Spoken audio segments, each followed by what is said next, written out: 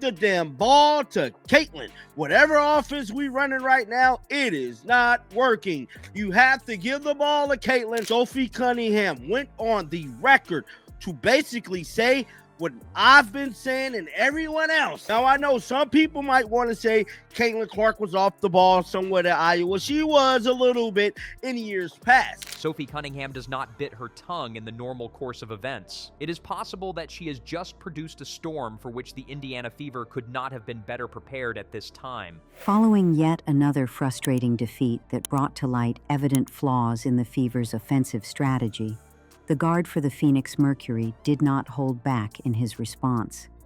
She answered to a query about her feelings on Indiana's recent challenges in a way that was more direct, caustic, and insightful than anyone had imagined. The first thing that she said was, "They are talented. Everyone is present, including Clark, shooters, and a robust presence on the internet. Nevertheless, what wrongdoing did they commit? One can observe anarchy. This is not a winning product. It is created with the expectation that something will be successful."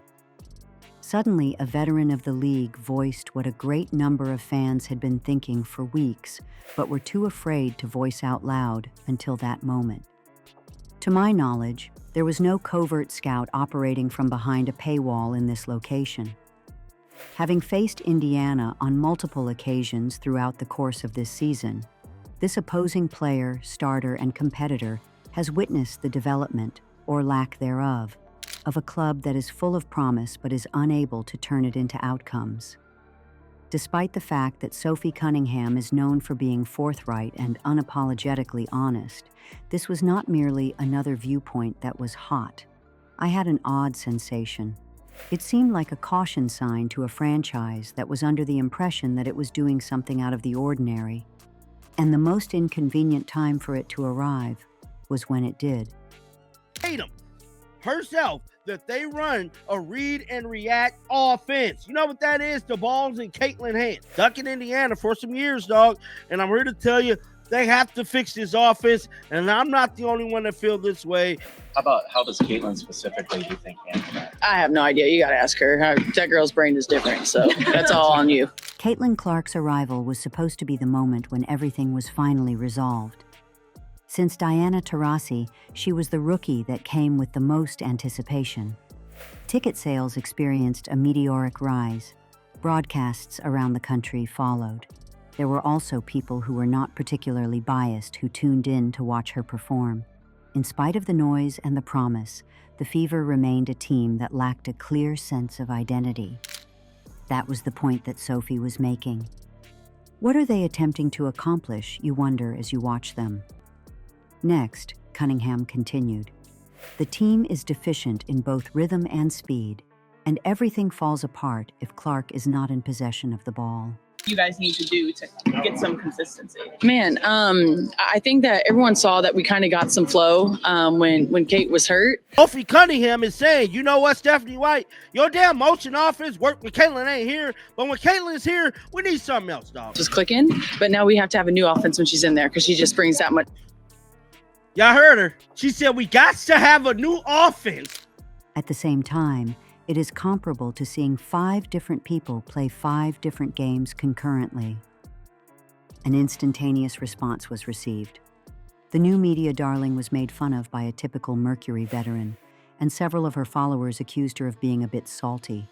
Other folks, on the other hand, were in agreement. Because the statistics don't lie, regardless of how much you admire Clark or want the Fever to win. Because of their offensive efficiency, Indiana has consistently been ranked toward the bottom of the rankings. They have a difficult time entering each set. They rely primarily on the abilities of individuals in order to save them. Could this be the most damaging of them all? Rarely do people adjust to new circumstances. As soon as things start to go wrong, they become quiet.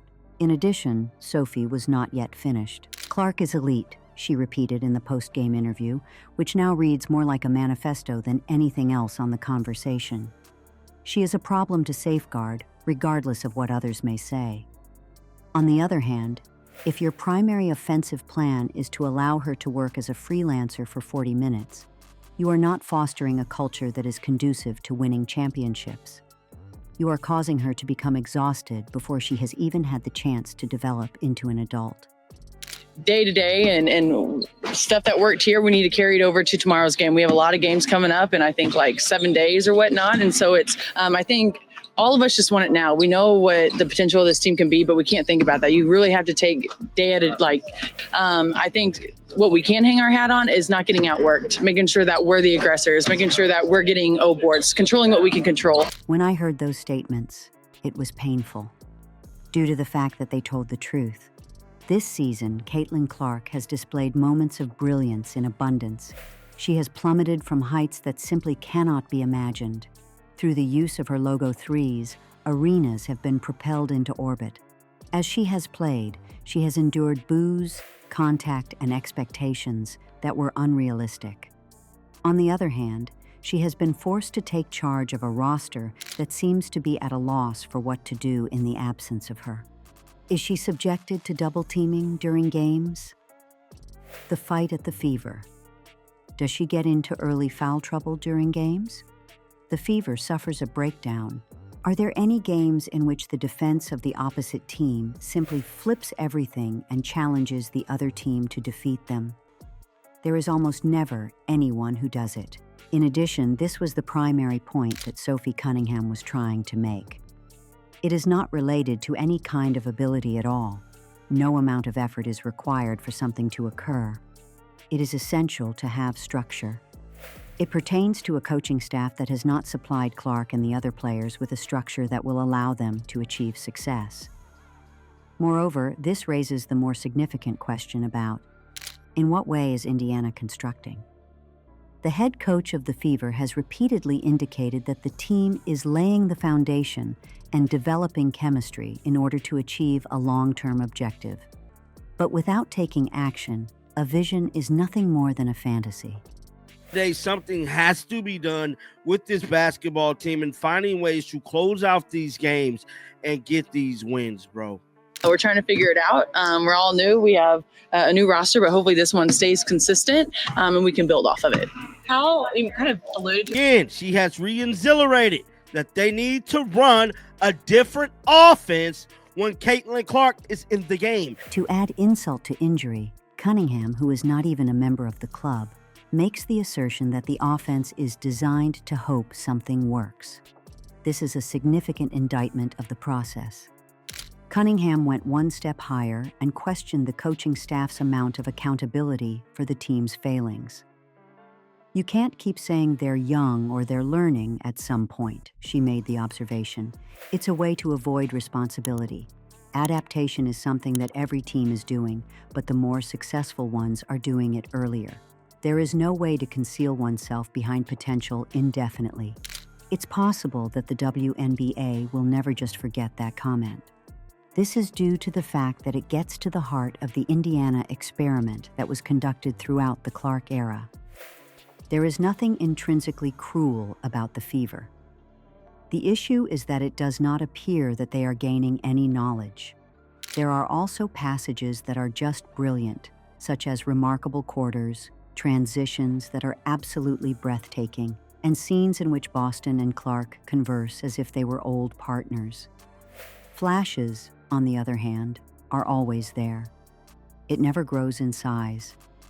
Do not ever complete a game. If Sophie Cunningham, one of the most outspoken and fierce players in the league, is saying it out loud, you can bet that other players are thinking it in private as well. Following the game between the Mercury and the Fever, a number of analysts actually stated thoughts that were very similar to one another, noting that Indiana's offense is painfully reactive, stagnant, and uninspired. Despite the fact that Cunningham's views were not only bold, but also had some validity. Furthermore, the main threat at this time is not revenge, but rather apathy rather than retaliation, because the Fever run the risk of losing the faith of a fan base that is rapidly expanding, in addition to wasting Clark's rookie years if they do not make any changes. A group of supporters who wish to see this team triumph. The buzz was the reason that they bought in. Rather of focusing on moral victories, this acknowledges actual achievements. And what if they keep losing in the same manner that they have been? There is no way that the fan base will wait forever. This should not be seen as merely a warning. It is possible to hear sirens on the alarm. When your team's opponents start to criticize the attacking style that your team employs, you do not disregard it. Either you disprove them or you disprove them by doing nothing other than doing nothing. In addition, it appears that Indiana is currently moving more in the direction of the latter. Nevertheless, it is possible that this is what gives a statement such as Cunningham's such weight. It's possible that it forces change.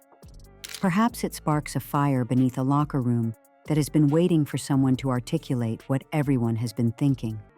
It is possible that Clark, who has always been a floor general, may take this as a challenge to begin expecting more from the individuals in her immediate area, as well as from the system that she has been forced to work within. Therefore, if she is going to be the spokesman for the league, she needs a structure that does not waste her time. But what if she is unable to obtain that from the Fever? In due time, another one will do it. It wasn't Cunningham's intention to be so cruel. It reflected the truth.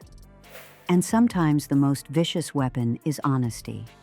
This is especially true when it comes from an external source, notably when it provokes a strong emotional response. There has been no public response from Indiana to her views as of yet. No tense news conferences are allowed. No tweets that are sarcastic. Not a single sound heard. Furthermore, in this particular circumstance, silent yells. Uncertainty exists around whether or not this suggests that they are reflecting or simply ignoring the noise. Fans, however, are observing. There are also players. Because you won't be able to play in the WNBA for very long without exposing your deficiencies. In this league, there is an excessive amount of competitiveness. Extremely intelligent. Too hungry to eat. There's a revelation of teams that do not change. Despite the fact that they have a lot of potential and promise, the Fever are dangerously near to becoming that squad. To start a fire, all it takes is one honest comment to get things going. It's possible that Cunningham struck it rich with this one. This time, it is Indiana's turn. Are they adamant on preserving the current state of affairs? One alternative interpretation of the criticism is that it serves as a reminder that patience and time are limited resources. It could be the deciding factor in the future of their franchise player.